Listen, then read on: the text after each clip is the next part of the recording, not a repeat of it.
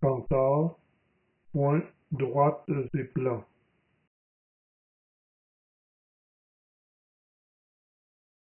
Pour montrer que l'ensemble des nombres naturels est en bijection avec un autre ensemble, il suffit d'ordonner les éléments de cet ensemble et de les numéroter. On sait alors que cet ensemble est dénombrable.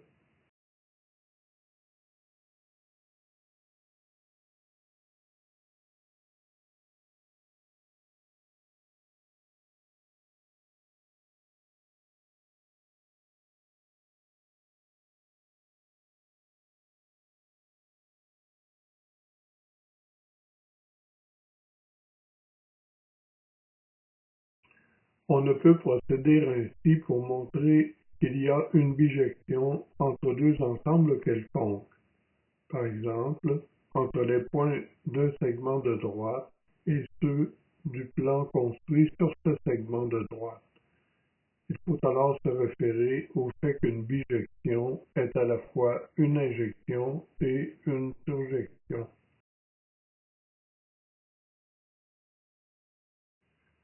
Une injection est une application pour laquelle chaque élément de l'ensemble de départ a une seule image dans l'ensemble d'arrivée.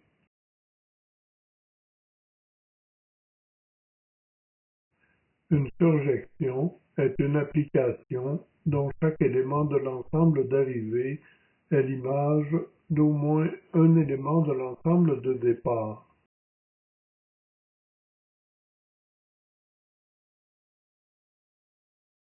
Une bijection est une application qui est à la fois une injonction et une surjection.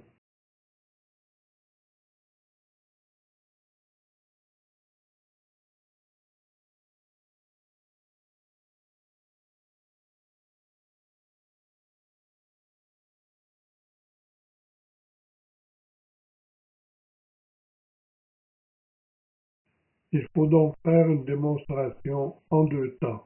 Premièrement, montrer que chaque élément de l'ensemble de départ a une seule image dans l'ensemble d'arrivée et, deuxièmement, montrer que chaque élément de l'ensemble d'arrivée est l'image d'un élément de l'ensemble de départ.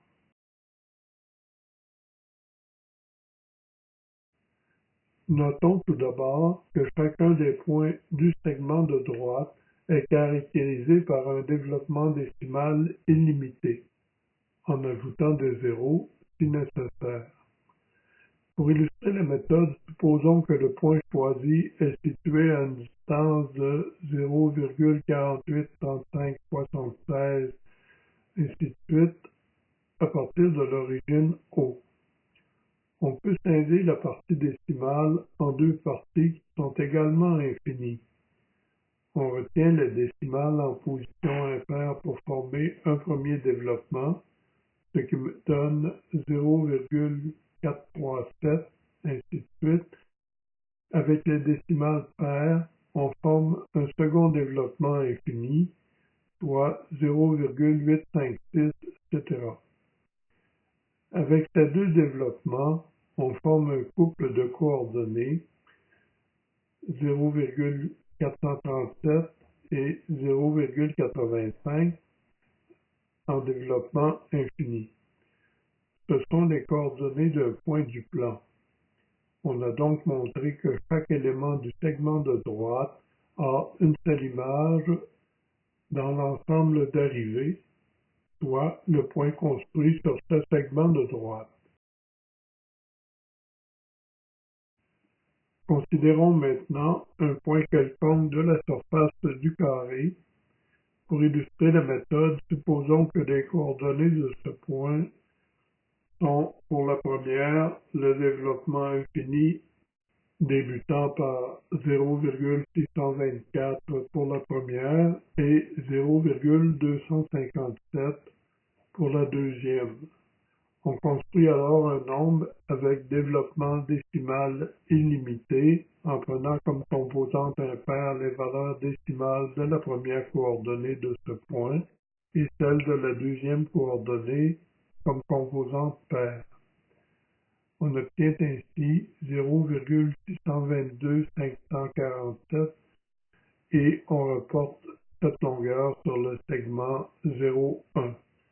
En considérant que le point particulier choisi représente l'ensemble des points du plan, on a donc montré que chaque élément du plan construit sur le segment de droite 0,1 a une seule image dans l'ensemble d'arrivée, soit sur le segment de droite 0,1.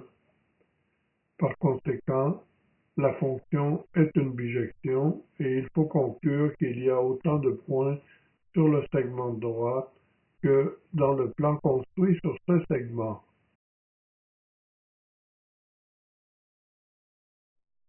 Cantor a confié ce résultat à son correspondant et ami Richard Dedekind, qui a répondu en soulevant quelques objections.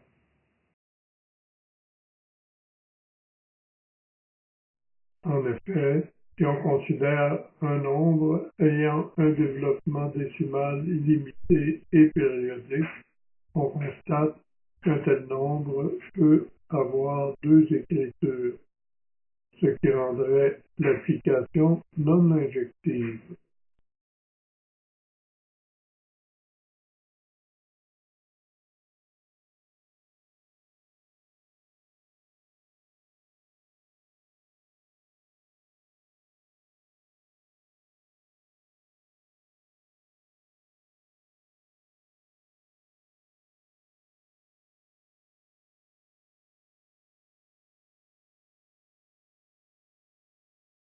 De plus, si un nombre a un développement décimal périodique ne comportant que des 9, il ne fait pas partie de l'ensemble de départ.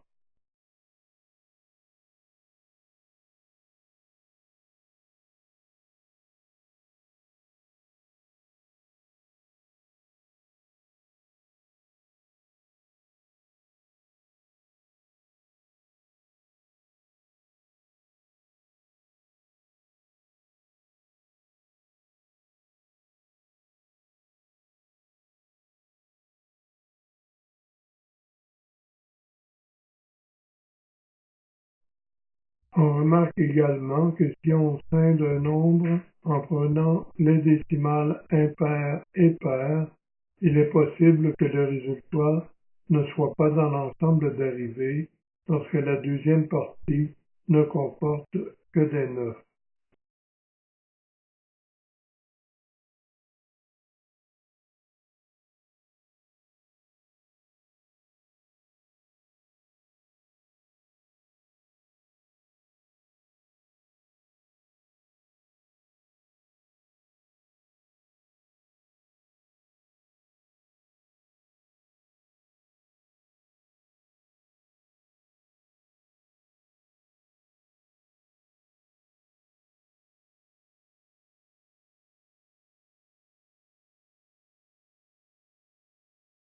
Supposons maintenant que l'on ne peut scinder après un 9 et indiquons en rouge les chiffres qui feront partie des coupures paires. On associe alors un point au nombre de départ. Est-ce la bonne association?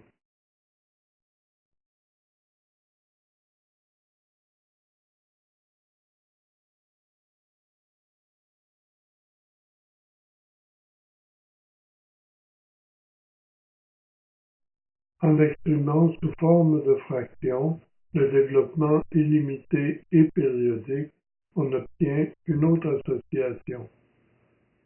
On constate donc qu'il faut en premier lieu exprimer sous forme fractionnaire les développements limités et périodiques, pour ensuite s'assurer qu'il n'y a pas de coupure après un 9.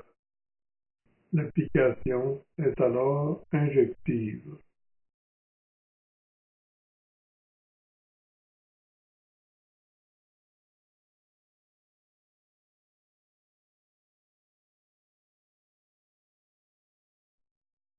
En considérant un nombre qui a un développement illimité et non périodique, on a alors une seule image possible et la fonction est injective.